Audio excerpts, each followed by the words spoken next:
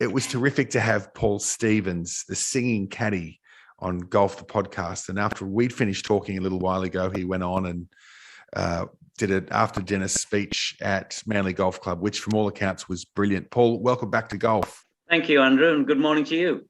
Yeah, it's great to have you. Now, listen, I was desperate to talk to you because with the Ryder Cup coming up, and I know that you've been involved in 2 Ryder Cups as a caddy, I thought it'd be good to get a chance to talk about the inside running on what it's really like. So just what is your Ryder Cup experience to start with? Well, my first one, as you know, Andrew, was 1973, which was my infancy in caddying. Even though I've been a caddy since the age of 12, a club caddy, I came on the tour in 1972, which was the start of the European tour. And due to success in several tournaments, the player I was caddying for qualified, which is obviously the best way to get in the team, for the Ryder Cup team in 1973. Now, at that time, it was just Great Britain and Ireland, the team. Europe hadn't been involved. And basically, we used to get pretty much tattooed every time by a very strong American side. Okay.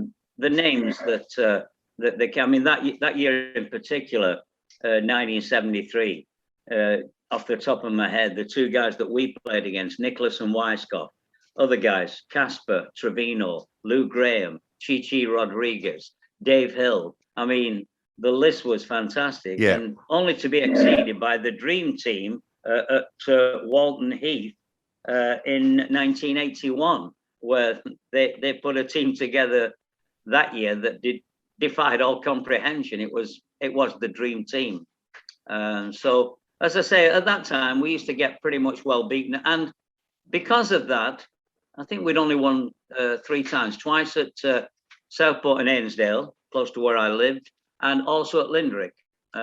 We'd only won on those occasions in years. And Jack Nicklaus, fair play to him, went to Lord Derby, who was the head of the PGA in England, at Knowsley Hall, not far from where I lived, and said to him, "Look, I think you should really get the Europeans involved to make it more of a contest."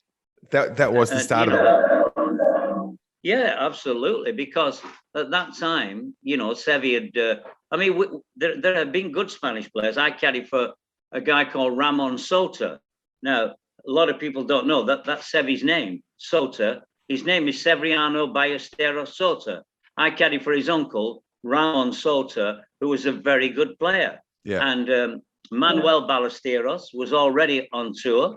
And then Seve came on tour at the back end of my record season, 1974, with Peter Oosterhuis, when we won the Order of Merit by a country mile, with a total, I might say, of £33,000. Yeah, wow. And that daylight came second. So that gives you an idea of the money involved in the game. And Seve came on tour right at the end of that season, and he finished second to Oosterhuis in his first event. And I made a friendship with him then, got on famous with him. And since then, he asked me to caddy for him several times, which I didn't, because I was caddying for a guy that was number 6 in the world, Mark McNulty, who was a great player. And also I was happy in that job. I didn't want to affect my friendship. I was very close with Seve. Yeah. And a lot of these relationships ended acrimoniously, Andrew. But anyway, that's the basic background. Manuel Pinero was another great Spanish player. And also, Seve did fix me up with a great guy called Jose Rivero, another Spanish player, who, along with Canizares, made a great contribution to the Ryder Cups. And so that was basically, and don't forget Bernard Langer as well at that time. So, with Jack Nicklaus's presentation to Lord Derby, that was fulfilled. And Europe came in, and lo and behold, pretty soon after that, because it all went haywire at Walton Heath when they put together that dream team in 81. Seve didn't play. Oh, okay. Because Seve wanted appearance money. All right. And it didn't go down well.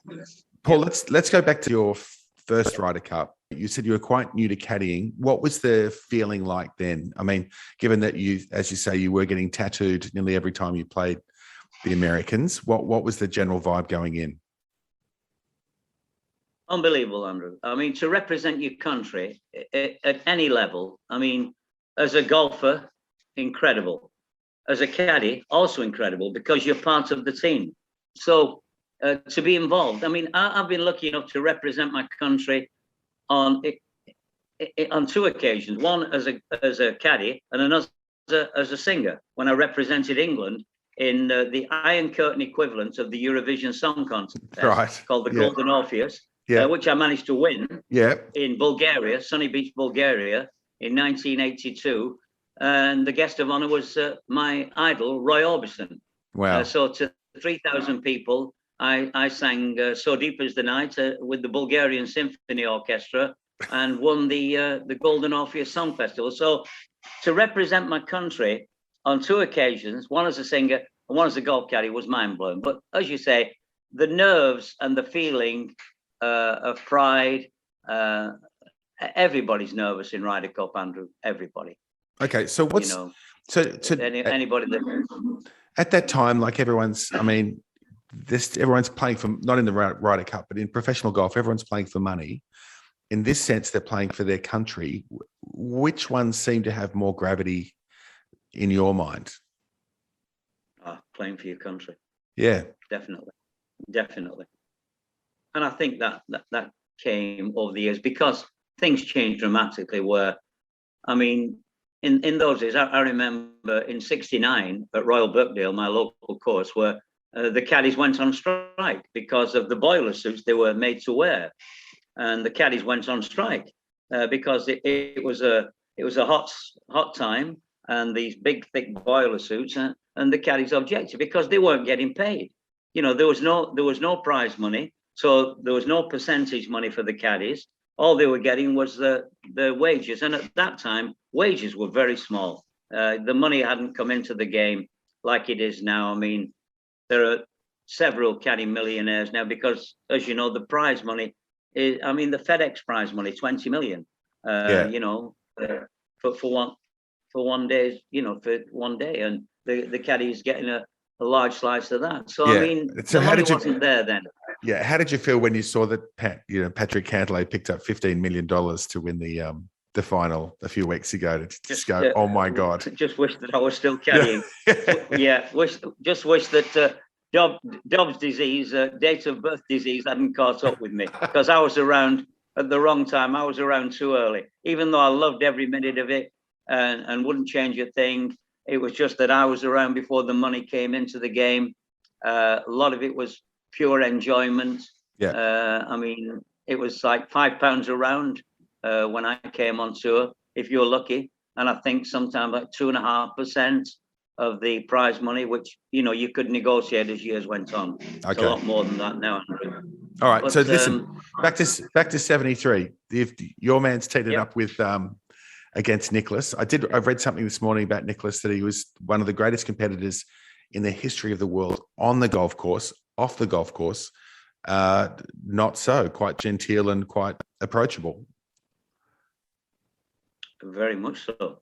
I mean, I confer with those. I mean, Jack's a great guy, great to talk to, and that was a massive thing for me. As I said to you previously, we weren't, even though we were in the squad, we weren't in the original lineup.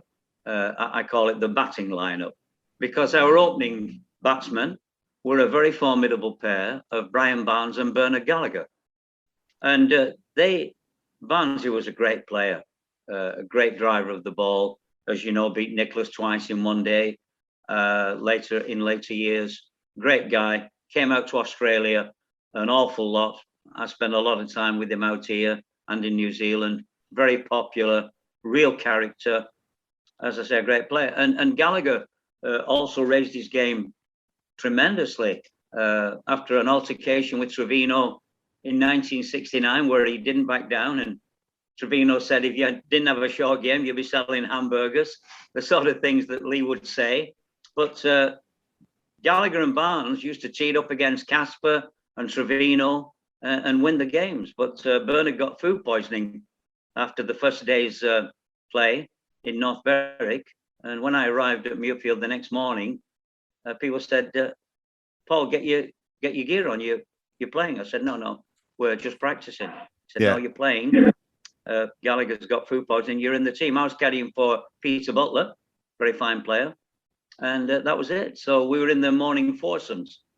And our partner was Brian Barnes, who I got on great with. So we're hitting balls on the range, and Barnesy sidles up to me and says, morning, Paul. I said, morning, Brian. How are you feeling? I said, great. Nervous? Lying through my back teeth? I said, no, not at all. I could hardly speak. My mouth was that dry even then. Yeah. And you're caddying. Yeah. And he said, how's Butty? You know, my player, Peter Butler. I said, great. He said, how's he hitting it? I said, great. He said, is he nervous? I said, no, not at all. He said, good. Tell him he's hitting the first shot because I'm crapping myself. But as I said, we were lucky. We drew two hackers called Jack Nicklaus and Tom Weisskopf. Yeah. And now enough's been said about Jack Nicklaus, probably the finest golfer of modern times. You know, the people may say Tiger, but you know the record is there. But those that didn't see Tom Weisskopf, Mr. Treat, there was a fabulous golfer. Okay. It's quite sacrilegious that Tom only won one major, the 1973 Open at Troon, where we finished sixth, where Peter Butler finished sixth, which pretty much got us into the Ryder Cup team that year. That cemented our position. We won the Texaco and we finished second in the Martini and other tournaments. So we qualified, and that's as I said, that's the best way. But those that didn't see Weisskopf, Mr. Treat, 6'3", slim, built like a one iron, and he also hit the best one iron. Him and Nicholas were kings of the one iron, which you don't see a lot of these days. But just a fabulous golfer, and sure enough, after 15 holes, we were 3 down, and we thought we were playing well, but we'd come up against this maelstrom, and we get on the wonderful par 3, the 16th, and they were on the tee first. They knocked it on the green, and then it was our turn, foursomes, alternate shots. And remember, we're talking about the proper golf ball, as I call it, the Bellata golf ball, not the ball of today, which goes a million miles far to its spins coming out of the rough, bores through the wind. To me, has ruined our game, took the finesse out of the game, but that's another story. So we get on the 16th tee, and Peter said, how far, Paul? I said, 187, that one. And he said, 4 iron. And I said, no. I never backed off. And, I think the main thing about caddying is be affirmative, be confident. I said, no. He said, why not? I said, a couple of reasons. I said, it's still early morning. The air's still cold. The ball's not flying. I said, this hole plays slightly uphill. We didn't get the details that they get now, where they get the fall in the land, the drop in the land and everything. I said, it plays slightly uphill. And I said, it's into the draft, it's into the breeze. And another thing, Peter, I said, we're 3 down, with 3 to play. Hit the 3, give it a chance. And he took it all on board. He hit the 3, put a great swing in it. The ball sailed into the stratosphere, and next minute, all hell broke loose up at the green. That wonderful par 3. Yeah. It was the first hole one in Ryder Cup history. Yeah, wow. And anybody that doesn't think I wasn't proud of that achievement has got another thing coming, because I certainly was. But the nicest thing that came out of that, Andrew, was the great Jack Nicklaus, as we were walking to the green, them to pick the ball up and ours to get our ball out of the hole. Jack turned around to me and said, great caddying, Paul. Yeah, because he listened to all my remonstrations and reasons, and he just turned around and said, great caddying, Paul. And that to me was worth more than any money. It was worth more than the case of champagne, which Peter Butler gave to me for my efforts, and I split with the caddies of both teams, because the caddies for the American caddies never travelled. They didn't travel. They didn't start travelling till a few years later, I think 1976, when they came over to Europe. But all our guys used to caddy for Scottish, Irish, English guys, Welsh guys used to caddy for both teams. So I split the champagne with both sides, and so Paul, went down very well. Can I? So two things: A, is that your greatest Ryder Cup memory, and B, did you go on to win that match? No, we didn't. We won that hole. Obviously, we won the 17th. Peter Butler was a great putter, holder put right across the 17th green, the par 5, for a birdie. So we won that hole, and then, funnily enough, Peter, who was a very straight driver of a golf ball, missed the fairway on the right on the tough 18th, and being one down, Barnesy tried to hit a wood out of it, and so we lost 2 up, 2 down, if you like. Now we got a break in the afternoon. We drew 2 more hackers called Palmer and Sneed. Yeah, right. How was that? Thank you very much. What a day! That must be one of the greatest days in golfing history for you.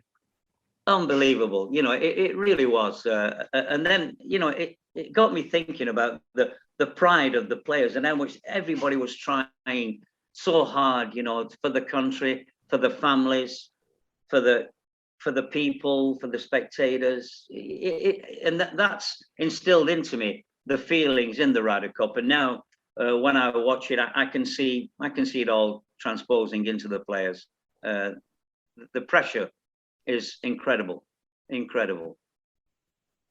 Do you think? I remember one caddy when sorry. He was so nervous he couldn't speak. His mouth was that dry. I think he was caddying for David Guilford at Kiowa, and Guilford said, "How far?" And Martin Gray said he tried to speak, and his mouth was that dry, nothing came out. So he started to write it down. And when he showed it to Guilford, it was just a lot of scrawl because his hand was shaking that much. So that's just an example of things that happen. Yeah, I wonder if it's the same, or if it's just such a professional sport now that that sort of feeling's moved on, and it's just everyone's getting in the zone and on they go, and because it is exciting to have it on again in a few days, isn't it?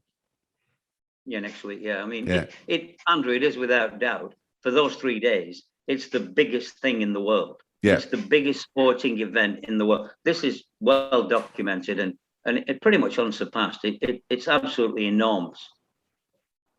Now, you didn't get to War on the Shore, did you? You nearly got didn't. there.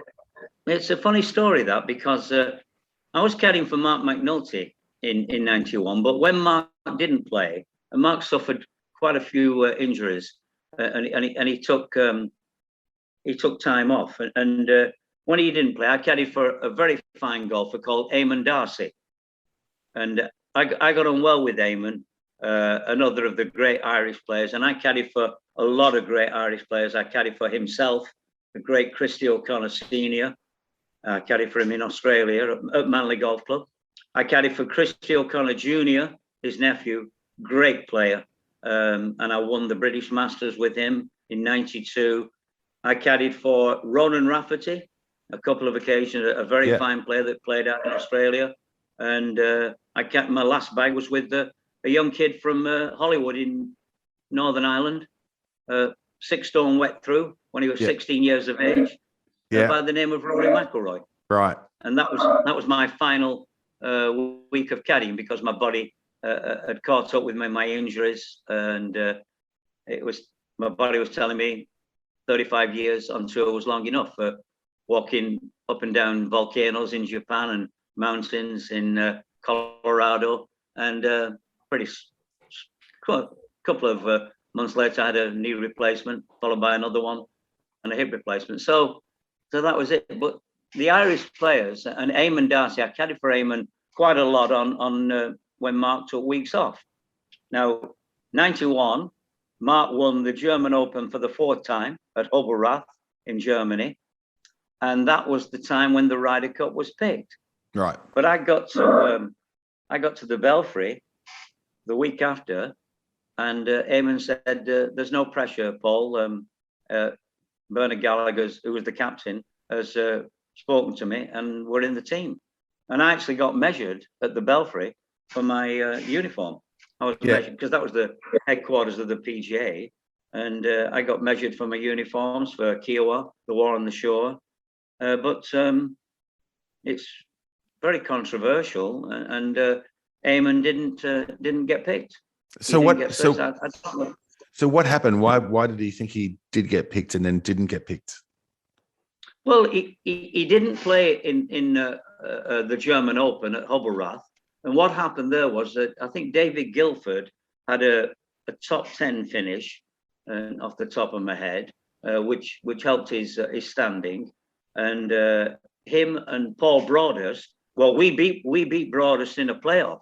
We beat Paul in a playoff at Hobblerath that year, and I think those two positions helped their cause immensely.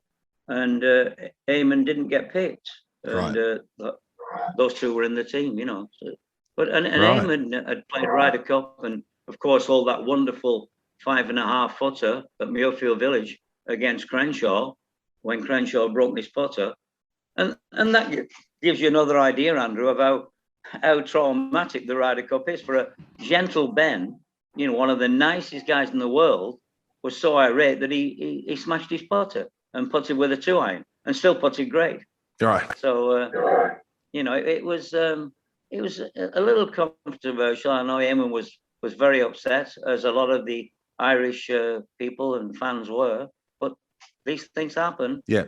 And it could have gone the same way last week. I couldn't believe it with the double points at the PGA, which I found quite amazing. Lee Westwood could have been knocked out of the team after the season that he's had. Yeah. Back-to-back seconds in the Arnold Palmer and the TPC Players Championship. I mean, he could have been knocked out because it kept swinging. I don't know if you watched it, but the teams kept, you know, the teams kept switching. But that's how it goes. Yeah. So listen, when with the War on the Shore, I'm guessing you watched that.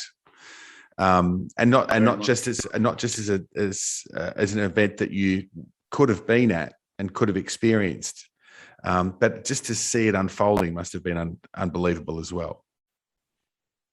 It certainly was.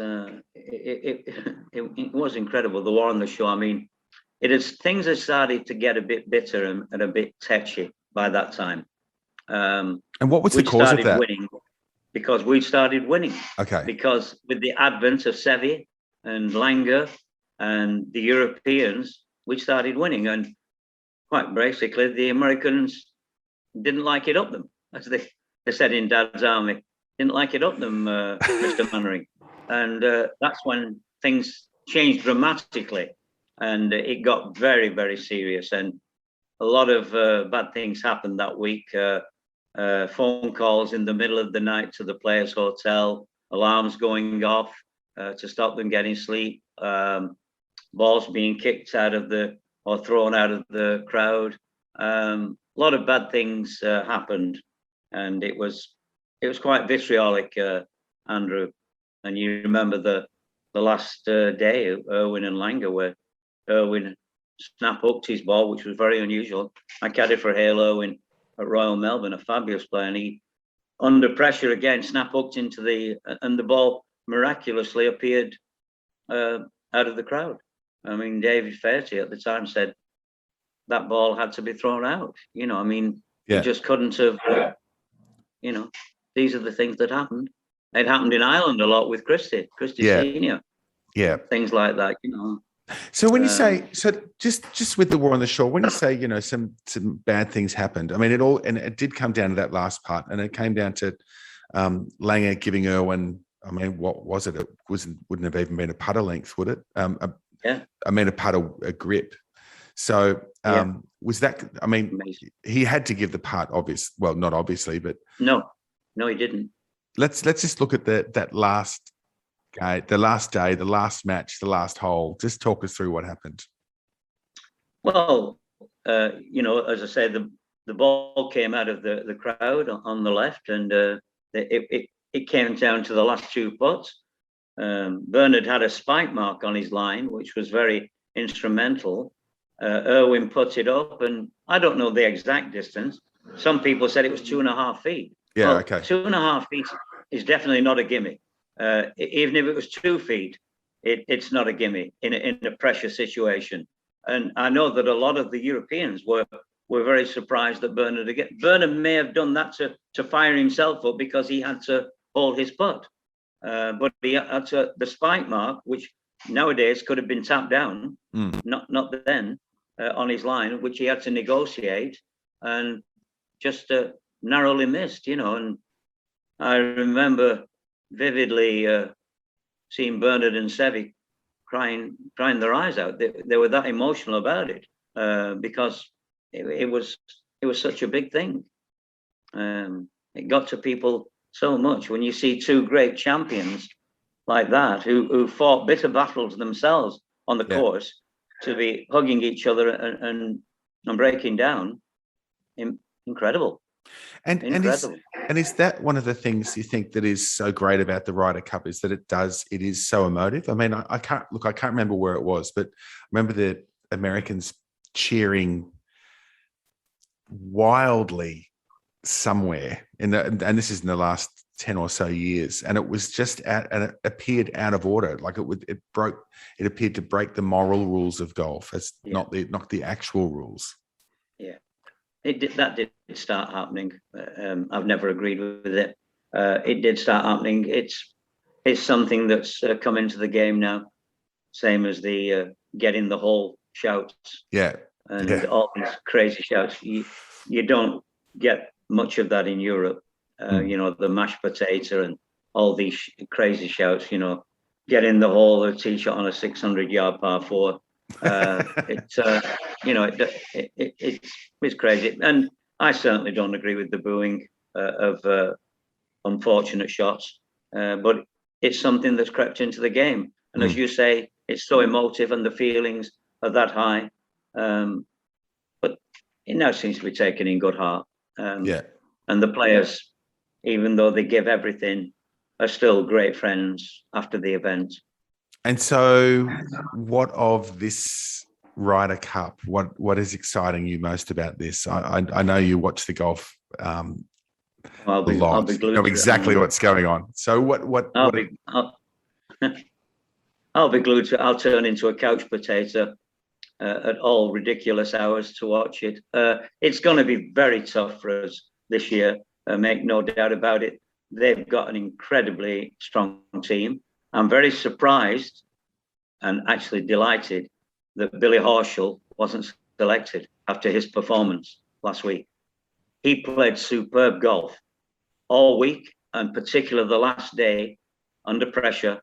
And the fact that Stricker didn't pick him, I'm not so sure that they got it right with the 6 picks. I don't know. I think maybe playing your way into the team with 3 picks like ours may have been better, but that's what they choose to do. And then of the 6 picks, Billy Horschel wasn't picked. I know he was bitterly disappointed, but more disappointed that he didn't get a phone call to tell him that he hadn't been picked. Okay. Steve Stricker's a nice guy and honourable person, and that is absolutely amazing, Andrew.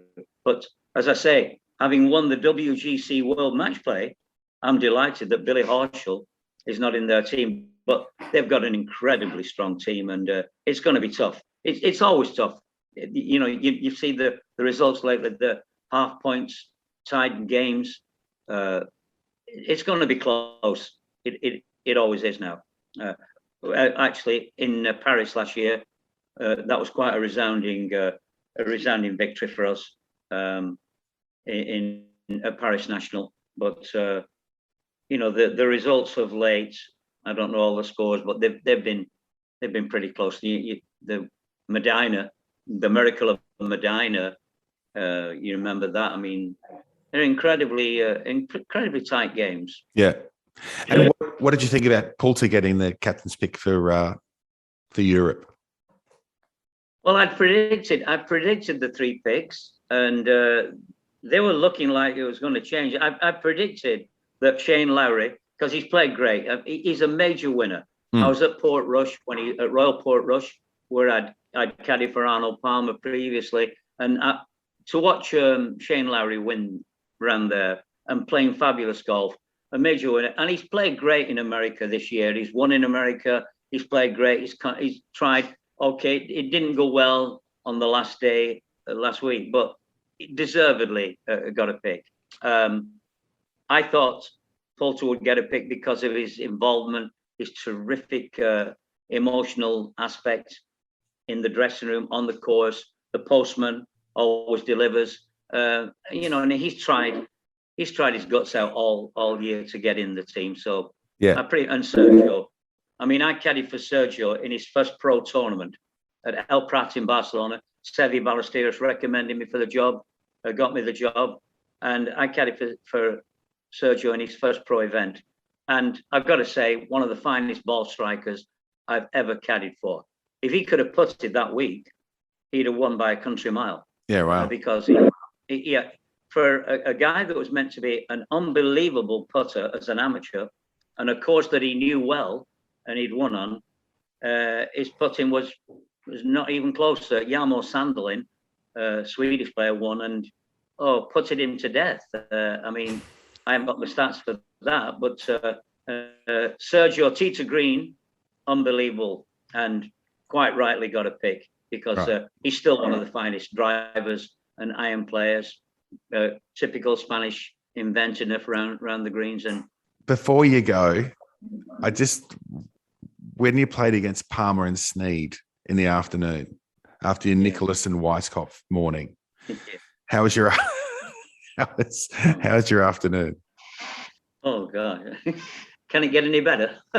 You're thinking, well, we thought we'd gone into it in the morning, but then the afternoons to run into another maelstrom, and I think we did better in the afternoon. We only got beat 2-1 in the afternoon, maybe 1 down, but it's just an unbelievable feeling. And as I say, at that time, you realise the enormity of it and the strength of their team. But thank goodness that the Europeans were involved in the team, and so they should have been. They were a big part of the PGA European Tour, and particularly Sevi and Bernard and all the Spanish players. And there have been others since, Dubuisson, the French player that did well, and Peters, the Belgian player, who've all contributed, Colsaerts.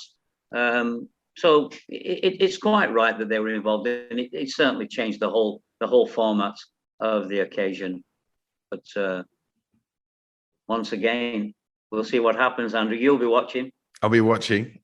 Listen, Paul, thanks so much for your time. It's great to chat once again. With things sort of starting to loosen up a little bit in the COVID world, I'm expecting that you'll be out singing again and doing golf club talks. So if you want to get a hold of Paul, you can literally, the best thing to do is Google Paul Stevens, the singing caddy, and you'll find him and his management online and get a hold of him, because he is a really terrific speaker. And the stories he's got, I mean, we've told 4 stories today. There's 4,000. There's 4,000. Thank you. So Paul, thanks very much. Andrew. It's a real pleasure. Thank you very much. And I really hope so too, to get back into it, because the lockdown came after my 2 standing ovations at New South Wales and Manly. I thought, well, things are going to look up, but then the lockdown came. So hopefully, fingers crossed, things will start getting back to some form of normality. But thanks once again, Andrew. Great speaking to you. Great seeing you. Thank you, Paul. Really terrific. Thank you.